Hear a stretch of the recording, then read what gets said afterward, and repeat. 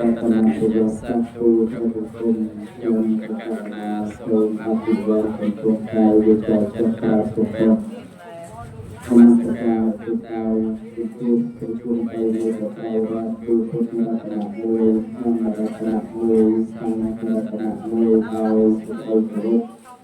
ជ្រះថ្លាដល់យ៉ាងក្រៃលែងសពសពកាលនៅមុនលើសូមចម្រើនពរយោមជាឥស្រាធម្មតីសមីដើមទៀនប្រធានដើមអនព្រមទាំងញាតិញោមជាពុទ្ធបរិស័ទទាំងអស់ដែលបានអញ្ជើញរួមរួមសន្និបាតគ្នានៅទីលោកអំគ្រប់មួយ7ថ្ងៃណាហើយការជ្រះថ្លាយោមជាឥស្រាធម្មតីសមីដើមទៀនប្រធានដើមអនបានជ្រះថ្លាអារាធនានិមន្តអង្គខ្ញុំព្រះករុណាអាភិបដើម្បីនឹងបានឱកាសលើកឡើងនៅព្រះសទ្ធវវិសេសទេសនាទៅតាមកាលពេលវេលានៅក្នុងពិធីបុណ្យខួប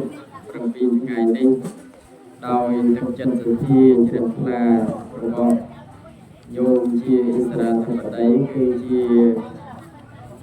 ត្រូវជាឪពុកត្រូវជាម្ដាយនិងបងប្អូនមីងមីទាំងអស់គ្នាដើម្បីបានធ្វើបុណ្យទិជូនទៅដល់លោកឯងរដ្ឋមនីឧត្តមក៏ឯវិជនទៅតែ17ឆ្នាំដែរចឹងក៏បានទទួលវេទនកាលទៅគ្រប់7ថ្ងៃនេះចឹងដើម្បីតម្រូវទៅក្នុងកម្មវិធីបុណ្យដែលយើងចូលបាននឹងកំពុងប្រកធ្វើក្នុងឱកាសពេលនេះអង្គខ្ញុំព្រះករុណាអាភិបក៏នឹងបានឱកាសសម្ដែងនៅពធទៅតាមកម្មវិធីបុណ្យដែលយើងចូលបាននឹងកំពុងប្រកធ្វើឲ្យឈ្មោះថាបុណ្យតេកណានុបទានក៏គ្រប់7ថ្ងៃនេះដោយពុទ្ធិកាព្រះអង្គទ្រង់ត្រាស់សម្ដែងនៅក្នុងអង្គនៃតេកណានុបទានជាទានមួយតាមបំពេញតាមឧទ្ទិសដល់តេកណាទានទាំងឯងជូនដល់អ្នកស្លាប់នៅក្នុងអង្គទាំង3នៃតេកណានុបទាននេះមានសម្ដែងថាទី1តេកណយសម្បទាយៈ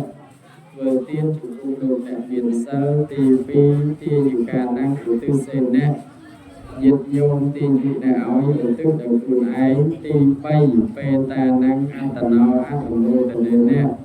ពុទ្ធញាតិដែលស្លាប់ទៅហើយនឹងឯងមកត្រេកអរអនុមោទនាទទួលយកនៅផលបុណ្យដែលញាតិមិត្តបានធ្វើជូន